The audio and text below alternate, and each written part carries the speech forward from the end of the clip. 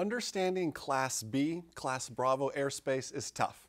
Hey, Remote Pilot 101, Jason here, and that's exactly what we're going to look at here today, because a big part of our job is understanding airspace. In fact, anyone who's taken the initial and now the recurrent test will tell you it's heavy on charts and airspace. That's why we're going to take a look at some complex Class Bravo airspace. This is Orlando International, Orlando's Class Bravo airspace here in Florida. And when you look at it from the top down, it is just a mess here. There's not a lot of structure to it. Some of it follows roads. Some of it kind of works around Disney World there, as you can see. There's a lot going on. There's some Charlie, there's some Delta airspace all within here. It can be intimidating when we first look at Class Bravo airspace on our VFR sectional charts. But let's make this more scenario-based. You see, there's a tower down there in the southeastern corner of Orlando's Class Bravo airspace. Now, if you look at it right off the bat, let's say we're doing an inspection of that tower. Well, you're going to pull up the sectional chart, you're going to see that tower, and you're going to say, well, it falls in the lateral limits of our Class Bravo. But does it actually fall in the airspace through its vertical limits? You see above that tower just slightly, there's a 60 and a 100, meaning our Class Bravo airspace shelf starts at 6,000 and goes up to 10,000 here.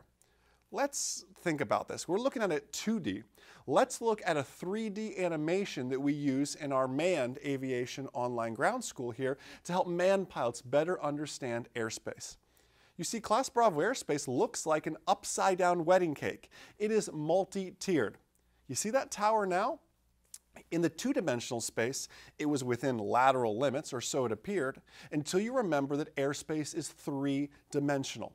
And we don't fall into the vertical limits. In fact, starting at 6,000 feet, like this shelf here does, even if we had to fly above the tower, and we can fly 400 feet above that obstacle we're inspecting, I'm still outside of that Class Bravo airspace. Really, the only thing I have to worry about looking at this is, let's slide over to the surface area. Here you can see where Class Bravo airspace starts at the surface and then extends up to 10,000 feet. Remember, airspace is three-dimensional. Unfortunately, when we look at it on our charts, we see everything as flat. But just because it's in the lateral limits doesn't mean it's within the vertical limits of our airspace. Much of our airspace is multi-tiered, like a Bravo airspace that looks like an upside-down wedding cake with its many tiers. I hope you loved this clip and have a better understanding of Class B, Class Bravo airspace, and I hope you'll join us December 13th at 7 p.m. Eastern Time for some more scenario-based training just like this.